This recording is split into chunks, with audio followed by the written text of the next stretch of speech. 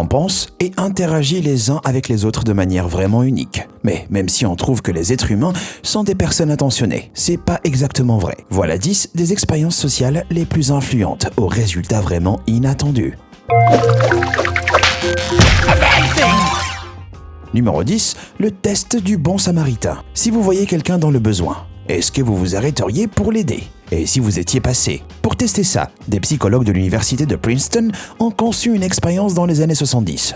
Le principe était simple. Un groupe d'étudiants ont tous été appelés pour rencontrer les chercheurs et invités à donner une conférence sur le bon samaritain de la Bible dans un bâtiment voisin. On leur a dit qu'ils avaient tout le temps de s'y rendre, qu'ils avaient un peu de temps devant eux ou qu'ils étaient déjà en retard. En chemin, on leur faisait croiser une personne qui semblait être malade et avait besoin d'aide. Avec la route qu'ils empruntaient, ils ne pouvaient pas passer devant la personne sans la remarquer. Combien d'étudiants se sont arrêtés pour aider cet homme dans le besoin? Eh bien, même s'ils allaient faire un discours sur le bon samaritain, la pression du temps est entrée en jeu. 63% de ceux qui avaient beaucoup de temps ont choisi d'aider, contre 45% de ceux qui avaient peu de temps, et seulement 10% de ceux qui étaient en retard. Ces nombres étaient très inférieurs à ceux auxquels on s'attendait. Numéro 9, l'expérience de la règle de la majorité. Est-ce que vous prenez vos propres décisions ou est-ce que vous êtes plus susceptible de vous conformer pour vous intégrer?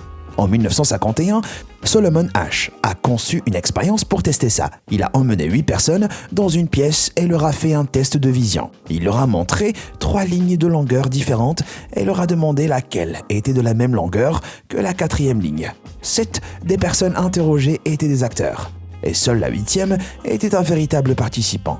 Les acteurs s'étaient tous mis d'accord à l'avance sur la mauvaise réponse à donner et on leur a demandé un par un de répondre à voix haute. Sur toute l'étude, les 3/4 des participants ont suivi la mauvaise réponse au moins une fois. Au total, 32% des réponses données étaient fausses et en conformité avec celles des acteurs. Et ça soulève une question importante. Quand les gens prennent des décisions en groupe, en politique par exemple, combien prennent leurs propres décisions et combien suivent juste la majorité? Numéro 8, l'effet Hawthorne.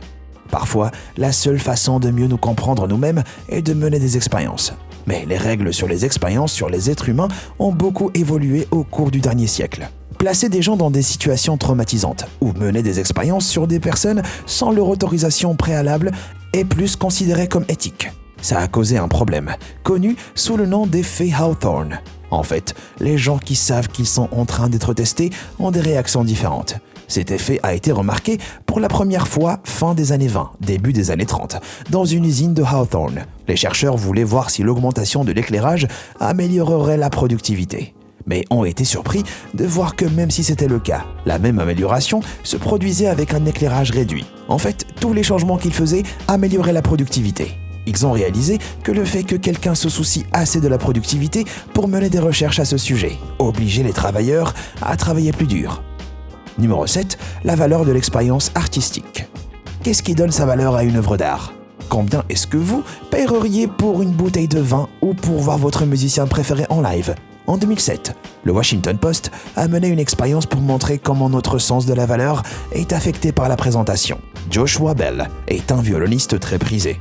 La semaine où cette expérience a été menée, toutes les places du Symphony Hall de Boston avaient été vendues pour en moyenne $100. Alors, question, s'il jouait avec le même talent et même violon à 3,5 millions, mais dans une station de métro à Washington, combien de personnes allaient s'arrêter pour l'écouter et lui donner une pièce? Vous voulez deviner? Est-ce que des gens se sont arrêtés pour apprécier la mélodie? Eh bien non, il a joué un long morceau, sans doute meilleur que celui qu'il avait joué lors du spectacle, à guichet fermé quelques jours plus tôt. Mais sur les 1097 personnes qui sont passées devant lui pendant ces 43 minutes, seule une poignée s'est arrêtée. Et combien il a gagné? La grosse somme de $32,17. Numéro 6, l'expérience de Stanford. L'expérience de Stanford est un des tests psychologiques les plus célèbres de tous les temps. Elle a examiné la facilité avec laquelle les gens se conformaient à des rôles de la société. Le but était de comprendre si les signalements sur la brutalité des gardiens de prison étaient dus à leur personnalité sadique ou à l'environnement carcéral. En 1973, des chercheurs dirigés par Philip Zimbardo ont créé une fausse prison dans le sous-sol d'un immeuble à Stanford. Ils ont enrôlé des participants et les ont divisés en 2 groupes. les prisonniers et les gardiens, avant de les placer dans la prison. Les résultats de cette expérience ont été un vrai choc et ont depuis modifié le design des prisons. Les participants ont en fait adopté leur rôle très facilement. Les gardiens ont commencé à harceler les prisonniers après quelques heures, même s'ils savaient qu'ils étaient aussi juste des participants. Les prisonniers ont eux aussi eu des comportements de prisonniers et des confrontations ont eu lieu. L'expérience devait durer 2 semaines, mais ils ont dû l'écourter à 6 jours. Les prisonniers sont tombés malades. Les gardiens ont imposé des peines plus sévères. Et même le chercheur en chef a déclaré qu'il commençait à penser comme un directeur de prison et non plus comme un chercheur. Les gardiens et prisonniers intériorisent leur rôle comme leur identité. Ça montre que notre comportement peut vite être façonné par notre environnement. Pourtant, comme on le sait, de par les faits Hawthorne, ils ont peut-être agi comme ça parce qu'ils se savaient surveiller. Numéro 5. Les souvenirs altérés. Est-ce que vous faites vraiment confiance à votre mémoire? Elizabeth Loftus a voulu examiner la permanence de la mémoire en 1974 et s'est focalisée sur la fiabilité des témoignages oculaires. Elle a donc montré 7 vidéos différentes d'accidents de la circulation à 45 participants. Elle leur a ensuite demandé de décrire ce qui s'était passé comme s'ils étaient témoins oculaires. Puis leur a posé des questions spécifiques, dont une, à quelle vitesse les voitures allaient-elles lorsqu'elles se sont crashées? Dans cette question, le mot « cracher » est échangé pour chaque participant en utilisant des termes comme « heurter »,« taper »,« toucher » et « entrer en contact ». C'est un test simple, mais les résultats ont montré à quel point nos souvenirs peuvent être modifiés. La vitesse moyenne donnée par les participants était directement affectée par le verbe utilisé dans la question. Ceux qui avaient le mot « cracher » ont donné la vitesse la plus élevée, à 65 km/h. Et ceux du groupe « entrer en contact » ont donné la plus basse, à 51 km/h. C'est une différence de 15 km/h simplement basée sur la formulation de la question. Ça montre l'importance des mots et de poser des questions non biaisées. Ça montre aussi à quel point le fait de se rappeler un souvenir est tout aussi important que le processus de stockage. Numéro 4. L'effet spectateur. Si vous voyez quelqu'un en difficulté dans la rue, est-ce que vous iriez l'aider? Et s'il y avait d'autres passants, vous iriez quand même? Ou seriez-vous plutôt du genre à sortir votre téléphone et commencer à filmer? En 1968, une expérience a été menée pour découvrir ce que la plupart des gens feraient. Les participants ont été conviés dans un laboratoire où ils ont eu une discussion entre eux sur des problèmes personnels. Ils discutaient via un interphone. Le scénario a été répété plusieurs fois, avec un nombre total de participants différents à chaque fois. Chaque fois, un des participants qui était un acteur faisait une crise d'épilepsie et appelait à l'aide, et les chercheurs chronométraient le temps qui s'écoulait avant qu'un des participants l'aide. Étonnamment, ils ont noté un effet très clair basé sur le nombre total de personnes qui étaient dans la conversation.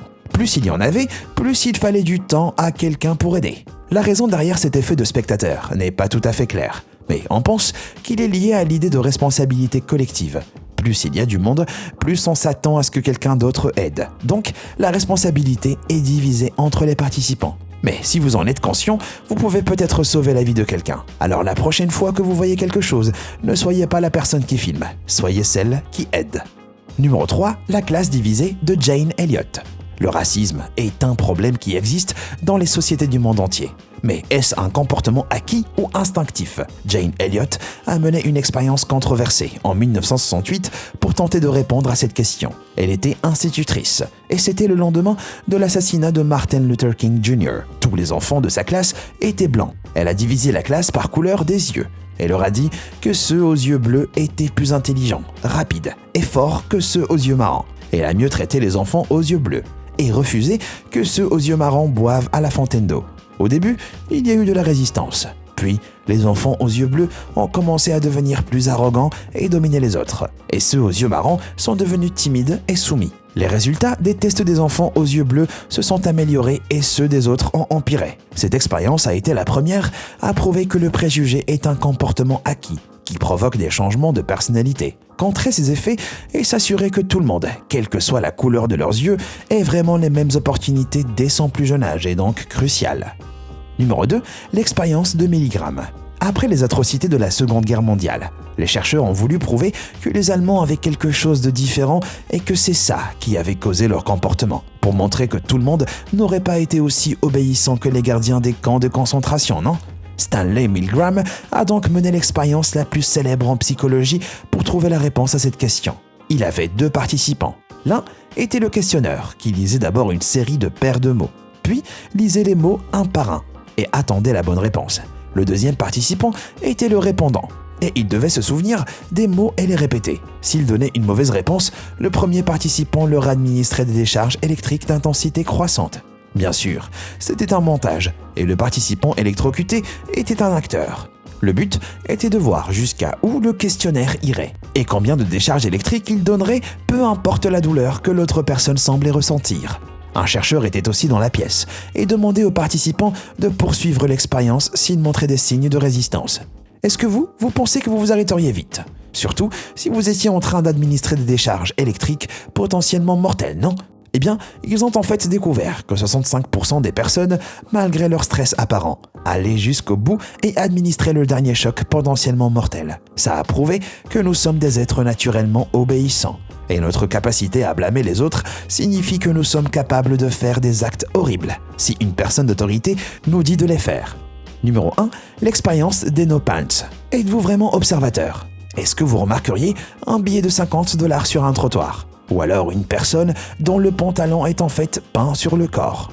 Cette expérience analyse à quel point les gens prêtent attention les uns aux autres. Quand le mannequin marche dans la rue, seules quelques personnes remarquent que quelque chose cloche. Certains prennent des petites photos et d'autres ne font que regarder. Mais une chose est sûre, vraiment peu de gens réalisent ce qui se passe. Ça montre qu'on n'est pas toujours conscient de ce qui nous entoure. Alors, comment est-ce que vous auriez réagi si vous aviez participé à ces expériences? Est-ce que vous avez été choqué par ce qu'elles ont révélé sur notre nature humaine? Dites-moi ce que vous en pensez dans les commentaires. Merci d'avoir regardé et comme toujours, à bientôt.